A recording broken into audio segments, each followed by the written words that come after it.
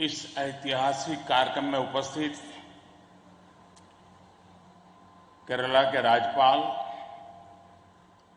श्रीमान आरिफ मोहम्मद खान, केरल के मुख्यमंत्री श्रीमान पिनाराई विजयन जी, देश के रक्षा मंत्री श्रीमान राजनाथ सिंह जी, केंद्रीय मंत्रिमंडल के मेरे अन्य सहयोगीगण, chief of naval staff admiral R Harikumar ji, MD Cochin shipyard, सभी विशिष्ट एवं गणमान्य अतिथिगण और इस कार्यक्रम में जुड़े मेरे प्यारे आयोजन विश्व क्षितिज पर भारत के बुलंद होते हौसलों की हुंकार है। आजादी के आंदोलन में हमारे स्वतंत्रता सेनानियों ने जिस सक्षम, समर्थ और शक्तिशाली भारत का सपना देखा था, उसी एक सशक्त तस्वीर आज हम यहां देख रहे हैं। विक्रांत विशाल है, विराट है, विहंगम है। विक्रांत विशिष्ट है, विक्रांत विशेष भी है। विक्रांत केवल एक युद्धपोत नहीं है, ये 21वीं सदी के भारत के परिश्रम, प्रतिभा, प्रभाव और प्रतिबद्धता का प्रमाण है।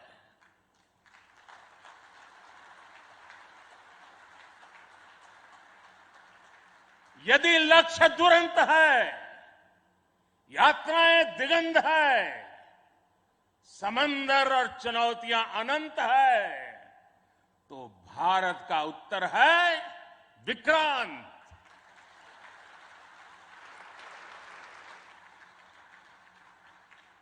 आजादी के अमृत महोत्सव का अतुलनीय अमृत है विक्रांत।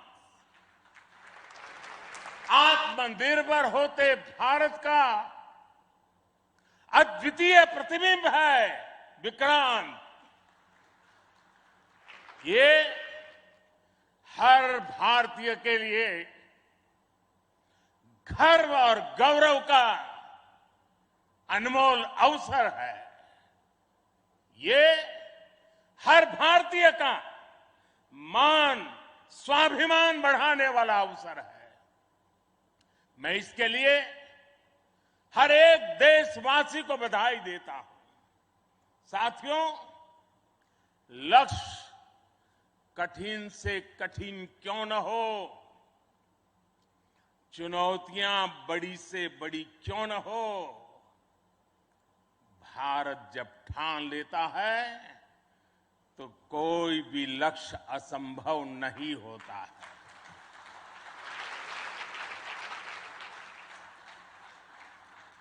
आज भारत विश्व के उन देशों में शामिल हो गया है जो स्वदेशी तकनीक से इतने विशाल एयरक्राफ्ट कैरियर का निर्माण करता है। आज आईएनएस विक्रांत ने देश को एक नए विश्वास से भर दिया है। देश में एक नया भरोसा पैदा कर दिया है। आज विक्रांत को देखकर समंदर की ये लहरें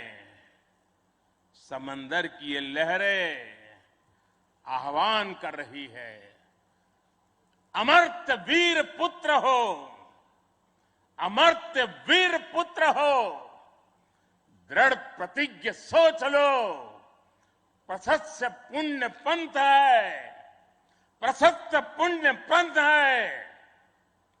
बढ़े चलो, बड़े चलो, बड़े चलो।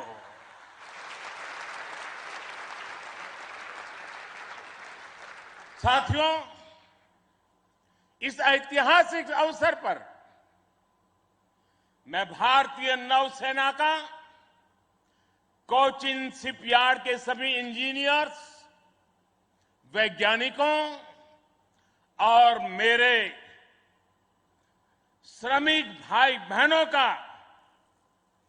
अभिनंदन करता हूं, जिन्होंने इस सपने को साकार किया है। केरला की पुण्य भूमि पर देश को ये उपलब्धि एक ऐसे समय पर मिली है जब ओणम का पवित्र पर्व भी चल रहा है।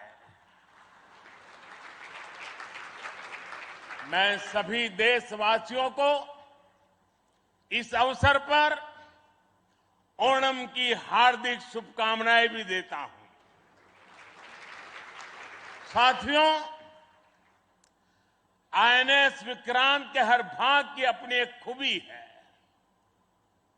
एक ताकत है, अपनी एक विकास यात्रा भी है।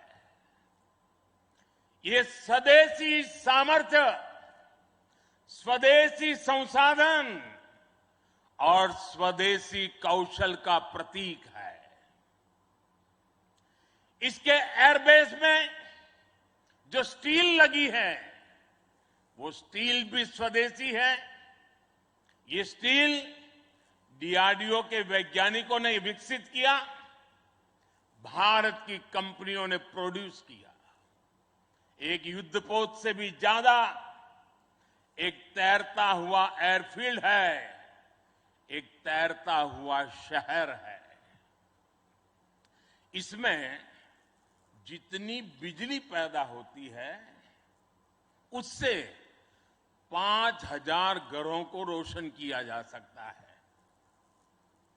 इसका फ्लाइट डेक भी 2 फुटबॉल ग्राउंड के बराबर है। विक्रांत में जितने केबल्स और वायर्स इस्तेमाल हुए हैं, वो कोची से शुरू हो तो काशी तक पहुंच सकते हैं।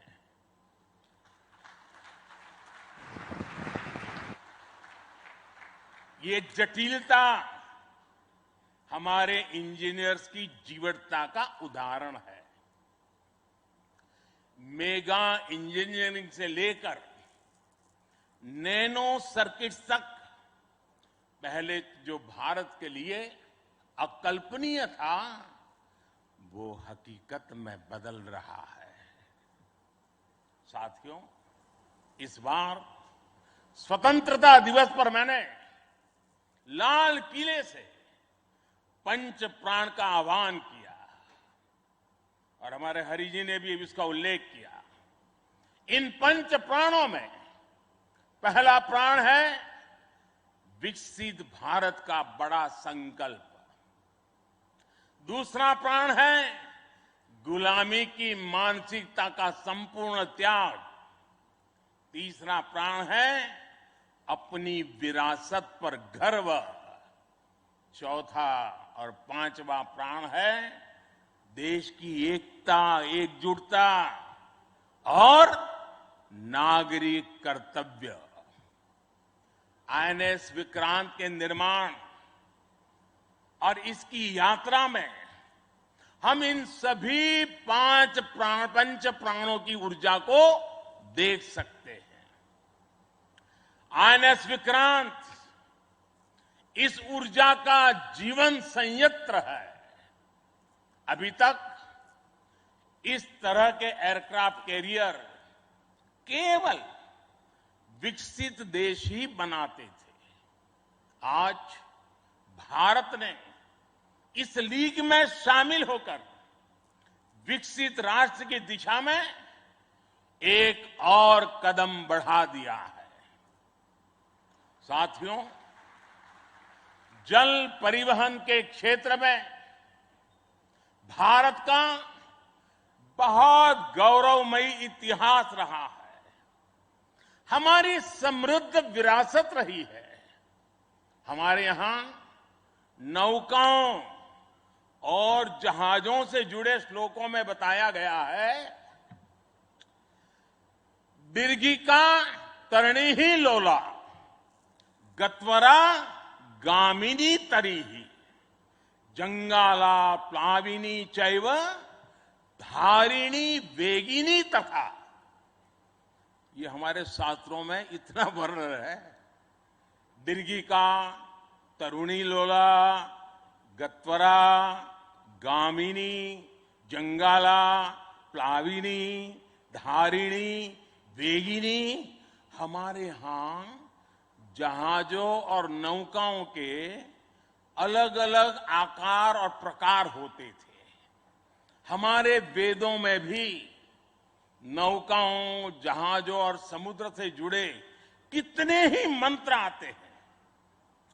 वैदिक काल से लेकर गुप्त काल और मौर्य काल तक भारत के समुद्री सामर्थ्य का डंका पूरे विश्व में बजता था। छत्रपति वीर शिवाजी महाराज ने इस समुद्री सामर्थ्य के दम पर ऐसी नौसेना का निर्माण किया जो दुश्मनों की नींद उड़ाकर रखती थी। जब अंग्रेज भारत आए तो वो भारतीय जहाजों और उनके जरिए होने वाले व्यापार की ताकत से घबराए रहते थे। इसलिए उन्होंने भारत की समुद्री सामर्थ्य की कमर तोड़ने का फैसला लिया। इतिहास गवाह है कि कैसे उस समय ब्रिटिश संसद में कानून बनाकर भारतीय जहाजों और व्यापारियों पर कड़े प्रतिबंध लगाए दिए गए थे। भारत के पास प्रतिभा थी, अनुभव था, लेकिन हमारे लोग इस कुटिलता के लिए मानसिक रूप से तैयार नहीं थे। हम कमजोर पड़े और उसके बाद गुलामी के कालखंड में अपनी ताकत को धीरे धीरे भुला बैठे। अब आजादी के अमृत काल में भारत अपनी उस खोई हुई शक्ति को वापस ला रहा है। उस ऊर्जा को फिर से जगा रहा है। साथियों, आज 2 सितंबर 2022 की ऐतिहासिक तारीख को इतिहास बदलने वाला एक और काम हुआ है। आज भारत ने गुलामी के एक निशान, गुलामी के एक बोझ को अपने सीने से उतार दिया है। आज से भारतीय नौसेना को एक नया ध्वज मिला है।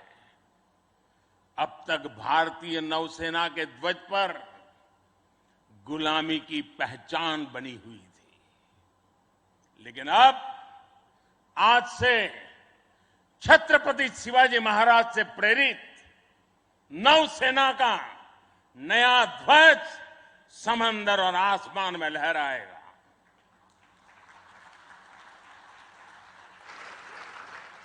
कभी रामधारी सिंह दिनकर जी ने अपनी कविता में लिखा था, नवीन सूर्य की नई प्रभा, नवीन सूर्य की नवीन प्रभा, नमो नमो नमो नमो स्वतंत्र भारत की ध्वजा, नमो नमो नमो। आज इसी ध्वज वंदना के साथ मैं ये नया ध्वज नौसेना के जनक छत्रपति वीर शिवाजी महाराज को समर्पित करता हूं।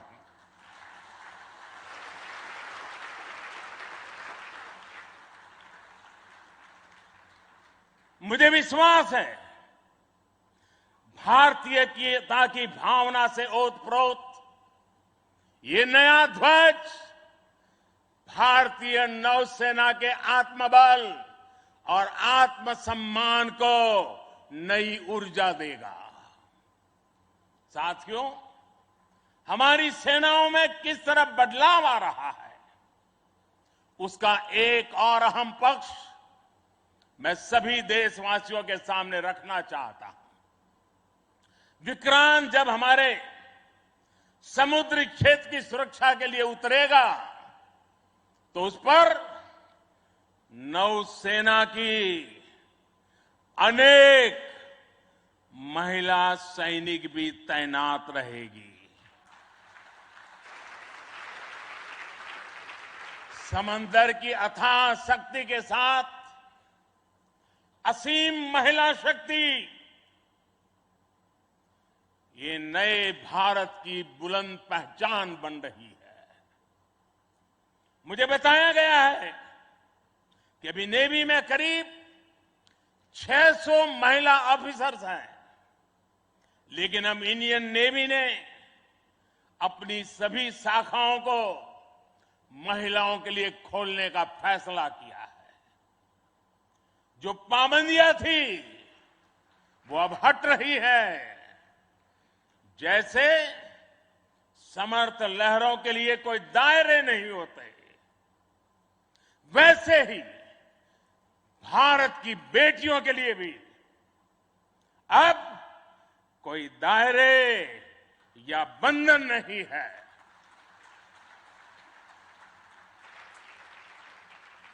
अभी 1-2 साल पहले विमेन ऑफिसर्स ने तारिणी बोट से पूरी पृथ्वी की परिक्रमा की थी। आने वाले समय में ऐसे पराक्रम के लिए कितनी ही बेटियां आगे आएगी, दुनिया को अपनी शक्ति से परिचित करवाएगी। नेवी की तरह ही तीनों सशस्त्र सेनाओं में युद्धक भूमिकाओं में महिलाओं को शामिल किया जा रहा है। उनके लिए नई जिम्मेदारियों के रास्ते खोले जा रहे हैं। साथियों, आत्मनिर्भरता और आजादी को एक दूसरे का पूरक कहा जाता है। जो देश जितना किसी दूसरे देश पर निर्भर है, उतना ही उसके लिए संकट है। जो देश जितना आत्मनिर्भर है, वो उतना ही सशक्त है। कोरोना के संकट काल में हम सभी ने आत्मनिर्भर होने की इस ताकत को देखा है, समझा है, अनुभव किया है। इसलिए आज भारत आत्मनिर्भर होने के लिए पूरी शक्ति से काम कर रहा है। आज अगर अथाह समंदर में भारत की ताकत का उद्घोष करने के लिए आईएनएस विक्रांत तैयार है, तो अनंत आकाश में यही गर्जना हमारे तेजस कर रहे हैं।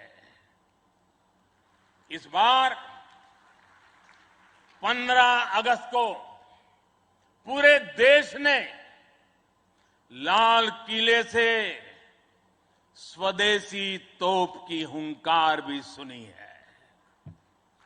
आजादी के 75 साल बाद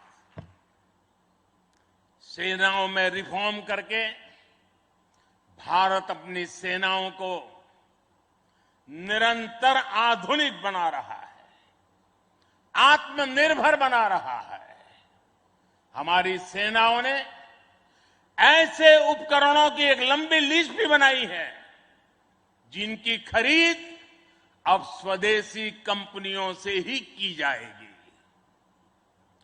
डिफेंस सेक्टर में रिसर्च और डेवलपमेंट के लिए 25% बजट भी देश की यूनिवर्सिटीज और देश की कंपनियों को ही उपलब्ध कराने का निर्णय लिया गया है।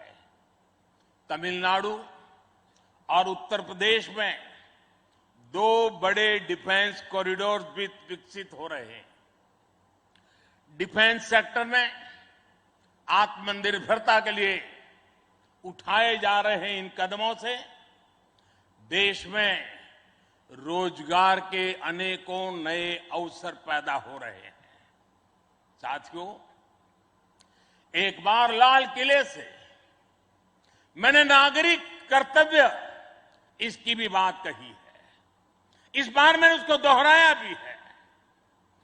बूंद बूंद जल से जैसे विराट समंदर बन जाता है, वैसे ही भारत का एक एक नागरिक वोकल फॉर लोकल, अगर वोकल फॉर लोकल के मंत्र को जीना प्रारंभ कर देगा तो देश को आत्मनिर्भर बनने में अधिक समय नहीं लगेगा।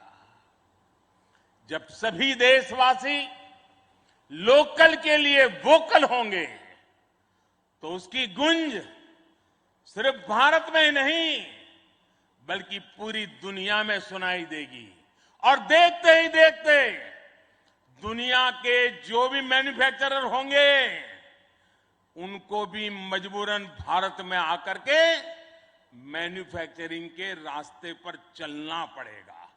ये ताकत एक एक नागरिक के अपने आप में तजुर्बे में है। साथियों, आज जिस तेजी से वैश्विक परिवेश बदल रहा है, वैश्विक परिदृश्य बदल रहा है, उसने विश्व को मल्टीपोलर बना दिया है। इसलिए आने वाले समय में भविष्य की गतिविधियां और सक्रियता का केंद्र कहां होगा, ये भविष्य दृष्टि बहुत जरूरी हो जाती है। उदाहरण के तौर पर पिछले समय में इंडो पैसिफिक रीजन और इंडियन ओशन में सुरक्षा चिंताओं को लंबे समय तक नजरअंदाज किया जाता रहा, लेकिन आज ये क्षेत्र हमारे लिए देश की बड़ी रक्षा प्राथमिकता है। इसलिए हम नौसेना के लिए बजट बढ़ाने से लेकर उसकी क्षमता बढ़ाने तक हर दिशा में काम कर रहे हैं। आज चाहे ऑफशोर पेट्रोल वेसल्स हो, सबमरीन्स हो या एयरक्राफ्ट कैरियर्स हो, आज भारत की नौसेना की ताकत अभूतपूर्व गति से बढ़ रही है। इससे आने वाले समय में हमारी नेवी और मजबूत होगी। ज्यादा सुरक्षित सी लेन्स, बेहतर मॉनिटरिंग और बेहतर प्रोटेक्शन से हमारा एक्सपोर्ट, मैरीटाइम ट्रेड और मैरीटाइम प्रोडक्शन भी बढ़ेगा। इससे केवल भारत ही नहीं बल्कि दुनिया के दूसरे देशों और विशेषकर हमारे पड़ोसी मित्र राष्ट्रों के लिए व्यापार और समृद्धि के नए रास्ते खुलेंगे।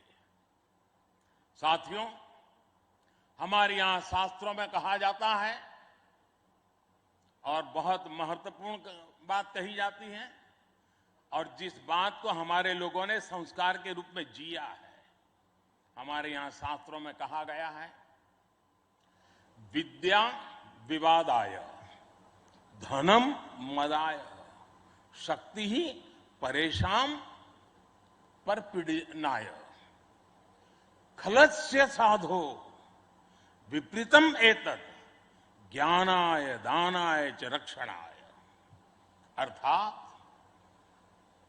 दुष्ट की